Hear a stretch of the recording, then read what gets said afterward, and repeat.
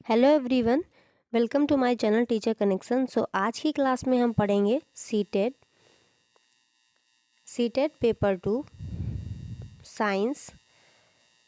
तो आज हम सीटेट पेपर 2 साइंस के जो पीवाईक्यू हैं, प्रीवियस ईयर क्वेश्चन, उनको डिस्कस करेंगे। क्योंकि सीटेट को अगर अच्छे मार्क्स से क्लियर करना है ना, तो सीटेट के लिए मोस्ट इम्पॉर्टेंट है पीवाईक्यू। जब तक आप पीवाईक्यू नहीं समझेंगे, उनको सही से एक्सप्लेनेशन उनका नहीं देखेंगे और एनालिसिस नहीं करेंगे, तब तक आप कैसे एग्ज़ाम में अच्छा कर सकते हैं। तो ये मोस्ट इम्पॉर्टेंट है सीटेट एग्ज़ाम के लिए। हमेशा सीटेट एग्ज़ाम अपने जो कुछ क्वेश्चंस हैं उनको रिपीट करता है या प्रीवियस ईयर को बेस बनाकर ही नया पेपर बनाता है। थोड़ा बहुत मॉडरेट होता है, लेकिन प्रीवियस ईयर पेपर से काफ़ी हेल्प मिलती है। तो आप इस वीडियो को पूरा देखिए और अपना स्कोर कमेंट बॉक्स में ज़रूर लिखिएगा। तो चलिए स्टार्ट करते हैं क्वेश्चन नंबर फर्स्ट से। और सबसे इम्पॉर्टेंट बात कि जो मैं आपको क्लास 6 और क्लास 7 एनसीईआरटी पढ़ा चुकी हूँ, आप देखेंगे कि वो एनसीईआरटी बुक से भी यहाँ पर क्वेश्चन किस तरह से मिलते हैं। तो चलिए स्टार्ट करते हैं क्वेश्चन नंबर फर्स्ट हमारा। Read the following statement carefully and choose the correct option. नीचे दिए गए कथनों को पढ़िए और सही विकल्प का चयन कीजिए। तो यहाँ पर असर्शन दिया हुआ है। Assertion A, moon always has the same face towards the earth. चंद्रमा का एक ही मुख सदैव पृथ्वी के सम्मुख रहता है और उसका कारण दिया गया है, पृथ्वी के इर्द गिर्द परिक्रमण करने के साथ ही साथ चंद्रमा अपनी धुरी पर एक घूर्णन पूरा करता है। तो ऐसे क्वेश्चंस को पढ़ने के लिए आपको लगाना है यहाँ पर कि ये कारण और कथन सही है या नहीं, इनको एक साथ आपको पढ़ना है। तब आपको जल्दी आइडिया आ जाएगा, क्योंकि ये बहुत लेंदी क्वेश्चंस होते हैं, पेपर बहुत लेंदी आता है। तो इनको जल्दी करने का यही एक प्रोसेस है। चंद्रमा का एक ही मुख सदैव पृथ्वी के सम्मुख रहता है, क्योंकि पृथ्वी के इर्द गिर्द परिक्रमण करने के साथ ही साथ चंद्रमा अपनी धुरी पर एक घूर्णन पूरा करता है। तो अब बताइए कि ऑप्शन ए सही है, ऑप्शन बी सही है, या ऑप्शन सी सही है, या ऑप्शन डी सही है। तो ऑप्शन ए में लिखा हुआ है कि both A and R true and R is the correct explanation of A. A और आर दोनों सही हैं और आर ए की सही व्याख्या करता है। तो आपने अभी क्वेश्चन को पढ़ा, तो जो इसका ऑप्शन सही होगा वो ऑप्शन नंबर ए होगा। ये बात बिल्कुल सही है, कथन भी सही है और कारण भी सही है। तो जो चंद्रमा होता है वो पृथ्वी का लगभग, जो हम लोग चंद्रमा को देखते हैं, वो पृथ्वी से जो चंद्रमा है वो लगभग 57% भाग ही हमें दिखाई देता है। मतलब हम पूरा चंद्रमा नहीं देखते हैं, हम चंद्रमा का 57% भाग, मतलब चंद्रमा को हम लगभग आधा देखते हैं। पृथ्वी का उपग्रह चंद्रमा अपनी ही धुरी पर घूर्णन करता है और जब वो पृथ्वी की कक्षा की परिक्रमा करता है तो उसको समय लगता है 27.3 दिन, लगभग उसको समय लगता है। और इसलिए चंद्रमा का जो एक ही मुख है वो सदैव पृथ्वी के सामने रहता है, और इसलिए कारण और जो कथन है वो दोनों सही है। और इसी के साथ साथ एक इम्पॉर्टेंट बात हम और जानते हैं कि जो चंद्रमा होता है उस पर जो गुरुत्वाकर्षण है वो कितना होता है। तो पृथ्वी पर चंद्रमा पर गुरुत्वाकर्षण, पृथ्वी पर गुरुत्वाकर्षण का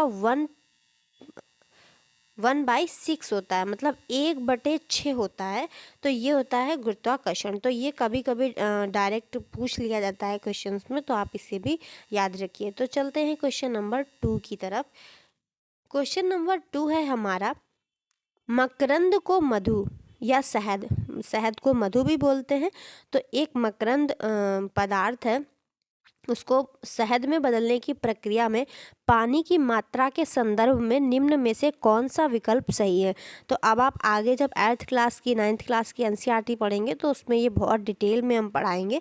तो आप अभी क्वेश्चन को डिस्कस करते हैं। मकरंद को मधु और शहद में बदलने की प्रक्रिया में जो पानी की मात्रा है वो उसके अकॉर्डिंग यहाँ पे कौन सा विकल्प सही है।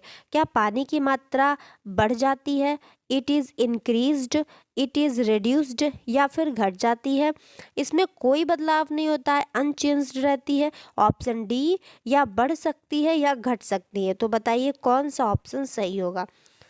तो यहाँ पर कौन सी क्या मात्रा घटेगी, बढ़ेगी या फिर कोई बदलाव नहीं होगा? बताइए मकरंद को मधु में बदलने की प्रक्रिया में क्या सही होगा? तो यहाँ पर जो पानी की मात्रा है वो घट जाएगी। क्यों घट जाएगी? क्योंकि जो प्रोसेस है उसमें जो पानी है वो वाष्प बन के उड़ जाएगा, इसलिए पानी की मात्रा घट जाएगी। तो मैं इसको फुल एक्सप्लेन करती हूँ कि ये पूरी प्रोसेस क्या है, मकरंद क्या है, शहद कैसे बदलेगा, फिर कैसे पानी भाप बन के उड़ेगा। तो चलिए पूरा पढ़ते हैं, पूरा डिस्कस करते हैं। फूलों के मकरंद ग्रंथियों में मकरंद रस पाया जाता है। अब ये मकरंद रस कहाँ पाया जाता है? जो फूलों की मकरंद ग्रंथियाँ होती हैं उनमें पाया जाता है। और 25 से 50% इसमें शक्कर होती है, मतलब शुगर की मात्रा होती है। मकरंद को मधुमक्खियाँ फूलों से चूस कर अपने पेट में जमा कर लेती हैं और छत्ते पर, जो मधुमक्खी का छत्ता होता है, उस पर जाती हैं और क्या करती हैं कि उस मकरंद रस को अन्य मधुमक्खियों को भी दे देती हैं। अपने पेट में भर के ले जाती हैं और बाकी मधुमक्खियों को भी बांट देती हैं। और सभी मधुमक्खियां क्या करती हैं? उसे 30 मिनट तक चबाती हैं। जो मकरंद रस होता है उसको 30 मिनट तक चबाती हैं। चबाने के दौरान ही एक ऐसा एंजाइम रस होता है जो कि उसे ऐसे पदार्थ में बदल देता है जिसमें पानी के साथ शहद शामिल हो जाता है। चबाने के दौरान ही उनके एंजाइम्स के कारण पानी और शहद मिक्स हो जाता है। और फिर क्या होता है? चबाने के बाद जो कर्मचारी मधुमक्खियाँ होती हैं, इसमें अपने आगे पढ़ेंगे कि ये पूरी प्रोसेस क्या होती है, मधुमक्खियों के छत्ते में कौन कौन होता है। तो वो क्या करती हैं, सभी जो कर्मचारी मधुमक्खियाँ हैं वो मधुकोश, जो उसमें आपने छोटे छोटे छेद देखे होंगे, होल देखे हैं छोटे छोटे, तो इनमें भर देती हैं। इनको बोलते हैं मधुकोश। इनको क्या बोलते हैं? मधुकोश बोलते हैं इनको। और फिर क्या होता है? इसमें से पानी जो है वो वाष्प बनकर उड़ जाता है। और जब इस रस से भरे खानों को एक मोम की पतली परत से सभी जो मधुमक्खियाँ होती हैं वो इसको ढक देती हैं, पतली मोम की परत से इसको ढक देती हैं। और फिर क्या होता है? जब मकरंद को हमने मधु में कन्वर्ट किया, तो जब इसमें हमने जो मधुकोश थे इसमें मधु को डाल दिया, तो जो पानी था वो वाष्प बन के उड़ गया। तो इसका मतलब है कि पानी की मात्रा जो है वो घट गई। तो ये पूरी प्रोसेस होती है। तो ये इस तरीके के क्वेश्चन सीटेट में आते हैं, आप ज़रूर इनको बहुत ध्यान से पढ़िए। तो बात करते हैं क्वेश्चन नंबर 3 की। मछलियों के शरीर की सतह को सूक्ष्म जीवियों से होने वाले क्षय से किस चीज़ की उपस्थिति रक्षा करती है? इसमें ये पूछा गया है कि जो मछली हैं उनके शरीर की जो सतह है, लेयर है, उसको जो सूक्ष्म जीव हैं उनसे कोई नुकसान ना हो, सूक्ष्म जीवी से सूक्ष्म जीवियों से जो मछली की सतह, शरीर की सतह है वो क्षय ना हो, वो नष्ट ना हो। तो कौन सी ऐसी चीज़ होती है उनके सतह, शरीर की सतह पर, जो रक्षा करती है? क्या वो सल्क होते हैं? ऑप्शन बी, वो श्लेष्म झिल्ली या परत होती है, या फिर वो मीन पक्ष होते हैं, या फिर वो चर्बी होती है। ऐसी कौन सी चीज़ है जो मछली की रक्षा करती है? तो आप जल्दी से अपना आंसर कमेंट कर दीजिए, फिर मैं बताती हूँ आपको इसका क्या आंसर होगा। तो यहाँ पर जो हमारा सही आंसर होगा वो होगा श्लेष्म झिल्ली या परत। ये कैसे सही होगा? चलिए इसको एक्सप्लेन करते हैं। हर क्वेश्चन का एक्सप्लेनेशन बहुत ही ज़्यादा इम्पॉर्टेंट है, तो एक्सप्लेनेशन सुनना, उसको ध्यान से सुनिए और नोट भी कर लीजिए जो भी चीज़ें आपको ना पता हो। और अगर कोई डाउट हो तो कमेंट बॉक्स में कमेंट जरूर कीजिए। मछलियों के शरीर की सतह को सूक्ष्म जीवियों से होने वाले क्षय से श्लेष्म झिल्ली या परत की उपस्थिति जो है वो रक्षा करती है। जो मछली की शरीर होता है उसके ऊपर जो लेयर होती है वो होती है श्लेष्म झिल्ली की, जो उसकी सूक्ष्म जीवियों से रक्षा करती है। इसमें क्या पाया जाता है? श्लेष्मा में एंटीबॉडी और बैक्टीरिया को मारने वाले एंजाइम पाए जाते हैं जो कि संक्रमण से लड़ने में मदद करते हैं। और सांस लेते वक्त शरीर के अंदर जाने वाले कण जैसे धूल, बैक्टीरिया या वायरस श्लेष्मा में फंस जाते हैं और इस तरह श्लेष्मा इन्हें फेफड़ों में जाने से रोकता है। और मछली की जो सुरक्षा, शरीर की सतह की सुरक्षा है वो भी होती है और फेफड़े भी उनके स्वस्थ रहते हैं। तो इस तरह से ये क्वेश्चन है और इसका ये आंसर है। अब हम क्वेश्चन नंबर 4 की तरफ बढ़ते हैं। तो क्वेश्चन नंबर 4 क्या दिया गया है?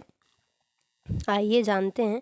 तो ये वाला जो चैप्टर था, हमने ये पढ़ाया है कि कौन से पशु घास खाते हैं, रोमंथी वगैरह के बारे में बताया है, सेलुलोज के बारे में बताया है, ये एनसीईआरटी में पढ़ाया है। अगर आपने नहीं अभी तक देखा है तो आप क्लास 6 और 7 और 8 की एनसीईआरटी ज़रूर कंप्लीट कीजिए, आपको बहुत ज़्यादा हेल्प करेगी सीटेट एग्ज़ाम में। तो चलिए क्वेश्चन पढ़ते हैं। नीचे दिए गए कथनों को पढ़िए और सही विकल्प का चयन कीजिए। यहाँ पर जो अभिकथन है वो है, lines do not eat grass, शेर घास नहीं खाता है। सबको पता है कि शेर घास नहीं खाता है, क्योंकि कारण क्या है यहाँ पर, बहुत से पशु सेलुलोज का पाचन नहीं कर सकते हैं। बहुत से जो पशु होते हैं वो सेलुलोज का पाचन नहीं कर सकते हैं। आप इनके बारे में क्या कहेंगे बताइए। ऑप्शन ए और आर दोनों सही हैं और आर ए का सही स्पष्टीकरण है, या फिर ए और आर दोनों सही हैं और आर ए का सही स्पष्टीकरण नहीं है। ऑप्शन सी या ऑप्शन डी, बताइए कौन सा ऑप्शन होगा। जल्दी से अपना ऑप्शन, अपने क्वेश्चन का आंसर कमेंट कर दीजिए, तब तक हम बताते हैं आपको आंसर। ने यहाँ पर दिया है कि शेर घास नहीं खाता। क्या इसका ये आंसर कारण सही है कि बहुत से पशु जो होते हैं, बहुत से जो पशु होते हैं वो सेलुलोज का पाचन नहीं कर सकते हैं? तो हाँ, ये बिल्कुल सही बात है कि बहुत से पशु हैं वो सेलुलोज का पाचन नहीं कर सकते और घास में सेलुलोज पाया जाता है। इसीलिए इसका जो आंसर होगा वो ऑप्शन नंबर ए हो जाएगा कि हाँ, ए और आर दोनों सही है और आर ए का सही स्पष्टीकरण है। तो चलिए, घास में जो सेलुलोज की मात्रा होती है वो पाई जाती है, और सेलुलोज क्या होता है, एक प्रकार का कार्बोहाइड्रेट होता है, और ये मानव सहित अनेक जंतु जैसे शेर हैं और ये लोग क्या करते हैं, घास नहीं खाते हैं क्योंकि वे सेलुलोज का पाचन नहीं कर सकते हैं। तो यहाँ पर शेर, बाघ जो ये पशु होते हैं वो सेलुलोज का पाचन नहीं कर सकते हैं। मानव भी सेलुलोज का पाचन नहीं कर सकता है, इसीलिए ये मानव पशु घास नहीं खाते हैं। तो आगे देखते हैं हमारा नेक्स्ट क्वेश्चन क्या है। नेक्स्ट क्वेश्चन है हमारा, निम्न में से शर्करा के किन स्रोतों में ग्लूटेन नामक घटक होता है जिसके कारण कुछ व्यक्तियों को एलर्जी हो सकती है? निम्न में से शर्करा के किन स्रोतों में ग्लूटेन नामक घटक होता है जिसके कारण कुछ व्यक्तियों को एलर्जी हो जाती है? ऑप्शन ए राइस से, ऑप्शन बी व्हीट गेहूं से, ऑप्शन सी रागी से, ऑप्शन डी ज्वार से। बताइए किससे एलर्जी हो जाती है, यहाँ पर कौन सा ऑप्शन सही होगा? तो यहाँ पर ऑप्शन जो सही है वो है ऑप्शन बी, गेहूं। गेहूं में क्या होता है, ग्लूटेन के बारे में पहले जानते हैं कि ग्लूटेन एक तरह का प्रोटीन होता है जो कि शर्करा के स्रोतों जैसे गेहूं और जौ जैसे अनाजों में पाया जाता है। गेहूं में पाया जाता है और जौ में भी पाया जाता है। अनाजों में इसको हम इस ग्लूटेन प्रोटीन को प्राप्त करते हैं, और ग्लूटेन गेहूं और जौ जैसे अनाजों के आटा जो होता है इनका, उसको क्या बोलते हैं, इसको चिपचिपा बना देता है। तो आटे को क्या करता है, चिपचिपा कर देता है। तो जो लोग सीलिएक नामक बीमारी से ग्रसित होते हैं, सीलिएक नामक एक बीमारी होती है, तो जो लोग इस बीमारी से ग्रसित होते हैं उनको ग्लूटेन के कारण क्या होती है, एलर्जी हो जाती है। और जो ग्लूटेन है वो छोटी आंत को नुकसान पहुंचाता है। तो ग्लूटेन से डायरेक्ट किस पर असर पड़ता है, ग्लूटेन से छोटी आंत पर असर पड़ता है। तो इस बात को याद रखना है कि ग्लूटेन इफेक्ट किसे करती है, छोटी आंत को नुकसान पहुंचाती है। आगे बढ़ते हैं, हमारा नेक्स्ट क्वेश्चन क्या है। नेक्स्ट क्वेश्चन है, एक्स एक पुष्प विहीन और बीज विहीन पौधा है। एक्स कैसा है, पुष्प विहीन और बीज विहीन पौधा है जो कि जमीन पर उगता है। कौन सा एक्स हो सकता है बताइए। पहला है चीड़ का पेड़, दूसरा है एल्गी शैवाल, तीसरा है आर्किड का, या फिर फोर्थ ऑप्शन डी फर्न का, फर्न या परडांग का। बताइए एक्स यहाँ पर कौन सा पौधा है जो कि पुष्प विहीन है और बीज विहीन भी है और जमीन पर उगता है? तो यहाँ पर जो हमारा एक्स पौधा है वो ऑप्शन नंबर डी है, फर्न, जिसको हम पर्डांग भी बोलते हैं।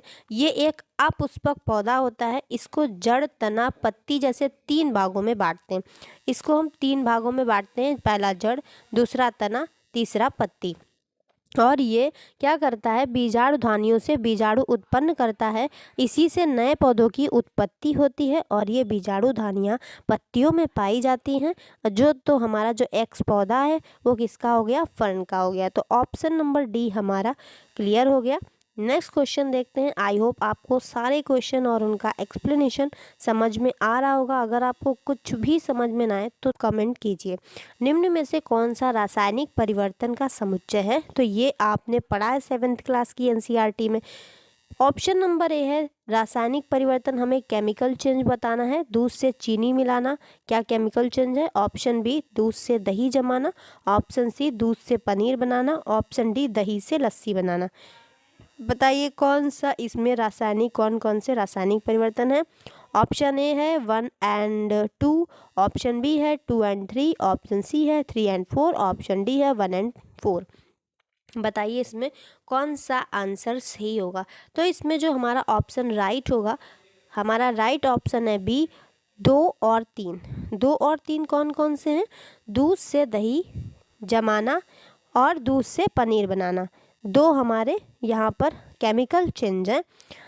दूध से दही जमने के बाद हम वापस दूध नहीं बना सकते और पनीर बनने के बाद भी हम वापस दूध नहीं बना सकते, यही हमारा केमिकल चेंज है। जबकि भौतिक परिवर्तन में हम वापस इसको पा सकते हैं। तो जब भी कोई पदार्थ रिएक्शन करता है और वो अपना स्वभाव, रासायनिक गुण जो है वो बदल दे वियोजित करके, तो हम उसको बोलते हैं, क्या बोलते हैं हम उसको?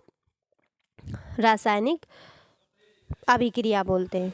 नेक्स्ट क्वेश्चन है हमारा, निम्न में से कौन सा मजबूत प्राकृतिक तंतु है?